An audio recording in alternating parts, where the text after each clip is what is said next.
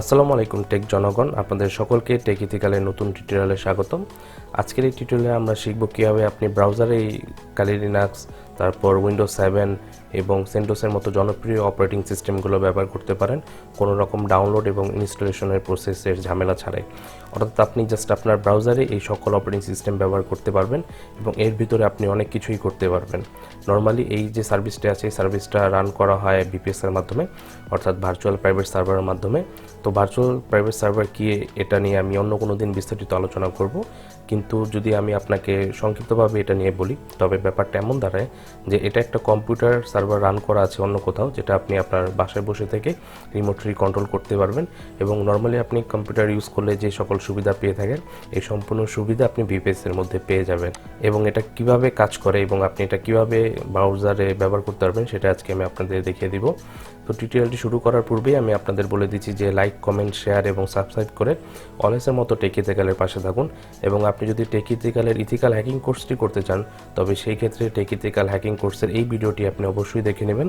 এবং দেন যদি আপনি এই কোর্সটি করার ক্ষেত্রে আগ্রহী হয়ে থাকেন তবে ভিডিও ডিসক্রিপশনে আপনি সকল রকম ইনফরমেশন পেয়ে যাবেন। এবং আপনি যদি আমার এই চ্যানেলের সম্পূর্ণ ভিডিওগুলো প্লেলিস্ট আকারে দেখতে চান, আপনি জাস্ট সিম্পলি আমার চ্যানেলের প্লেলিস্টে চলে যাবেন।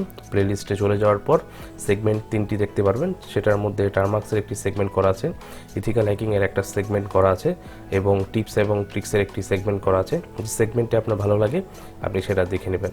তো সরাসরি আমি টিউটোরিয়ালে চলে যাচ্ছি। তো টিউটোরিয়ালটির জন্য আমি একটি ওয়েবসাইট ব্যবহার করব। এই ওয়েবসাইটের অ্যাড্রেসটি আমি ভিডিও ডিসক্রিপশনে দিয়ে দিব, linuxzoo.net। এই ওয়েবসাইটটি কীভাবে ব্যবহার করবেন সেটা আজকে আমি আপনাদের দেখে দিব এবং এই ওয়েবসাইটের মাধ্যমে আপনি বিভিন্ন অপারেটিং সিস্টেম ব্যবহার করতে পারবেন।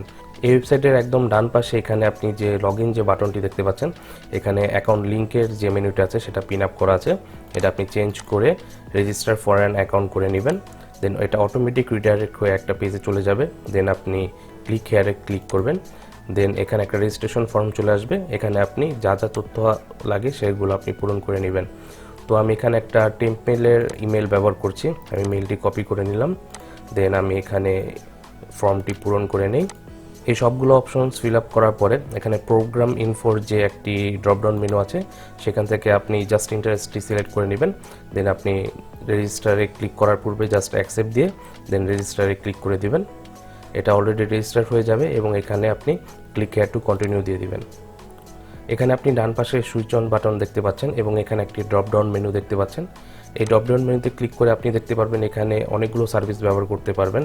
যেমন এখানে মাইক্রোসফট উইন্ডোজের 7 ভার্সন ইউজ করতে পারবেন, মাইক্রোসফট উইন্ডোজের 2008 ভার্সন ইউজ করতে পারবেন, এখানে ক্যালি লিনাক্স ব্যবহার করতে পারবেন, লিনাক্সের সেন্টোস ভার্সন ব্যবহার করতে পারবেন এবং এখানে উইন্ডোজ 7-এর 64 বিটের স্যান্ডবক্স যে সার্ভিসটি আছে সেটা ব্যবহার করতে পারবেন। এবং আপনি চাইলে কেন ফরেন্সিক যে সার্ভিসটি আছে অর্থাৎ যে অপারেটিং সিস্টেম আছে চাইলে এটাও ব্যবহার করতে পারবেন। এখানে আমরা জাস্ট ক্যালিটা সিলেক্ট করে নিলাম, কেননা আমরা ক্যালি লিনাক্স ব্যবহার করব।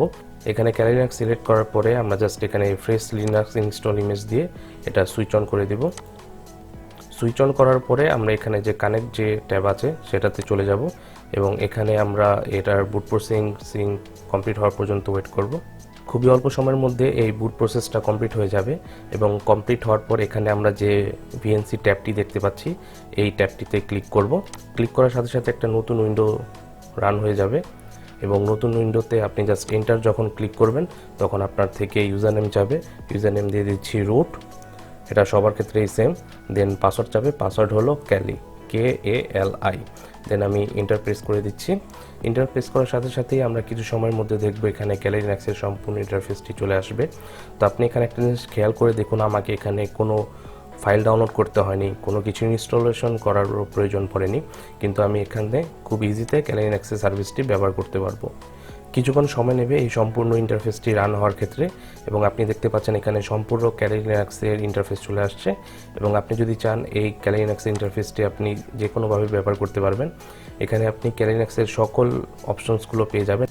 নর্মালি ক্যালি লিনাক্স আপনার কম্পিউটারে যখন আপনি ইনস্টল করেন, ইনস্টল করার পরে যে সকল সুবিধা আপনি ব্যবহার করতে পারবেন এই সেম সকল সুবিধা আপনি এখানেও ব্যবহার করতে পারবেন, কোনো রকম চেঞ্জ নেই। এবং আপনি চাইলে এটা টার্মিনাল সহ ব্যবহার করতে পারবেন, অর্থাৎ এটা নর্মালি একটি ক্যালি লিনাক্স ইনস্টল করা কম্পিউটারই যেটা আপনি আপনার ইচ্ছা মতো ব্যবহার করতে পারবেন। আমি আপনাকে দেখে দিচ্ছি। আমি এখানে টাইপ করি set tool kit, then enter. এখানে সেট টুল কিটের যত রকম ইনফরমেশন আছে সবগুলো আমি ব্যবহার করতে পারবো। এভাবে চাইলে আপনি লিনাক্সের সকল সুবিধা ব্যবহার করতে পারবেন। যারা লিনাক্স বুট করতে প্রবলেম বা ইনস্টল দিতে প্রবলেম হয় তারা চাইলে ব্রাউজারে এই সুবিধাটি ব্যবহার করতে পারেন। এটা আপনি মোবাইলেও করতে পারবেন, এটা আপনি চাইলে আপনার কম্পিউটারেও করতে পারবেন, সেটা আপনার ইচ্ছা আপনি কিসের মাধ্যমে করেন। জাস্ট আপনার ব্রাউজারটি দরকার পড়বে এবং একটা মেল অ্যাড্রেস দরকার পড়বে, এছাড়া কোনো কিছু দরকার পড়বে না। এবং এখানে আপনি যখন সাইন আপ করবেন, সাইন আপ করার পরে 13 দিন পর্যন্ত এটা লাইসেন্স থাকবে এবং 13 দিনের পর এটা আবার নতুন একটা ইমেল দিয়ে আপনাকে ফর্মে পূরণ করে সাইন আপ করতে হবে। তো এই ছিল আজকের মতো টিউটোরিয়ালটি যদি আপনার কাছে ভালো লেগে থাকে তবে লাইক, কমেন্ট, শেয়ার এবং সাবস্ক্রাইব করে অলওয়েজের মতো টেক এথিক্যালের পাশে থাকবেন। ধন্যবাদ সবাইকে।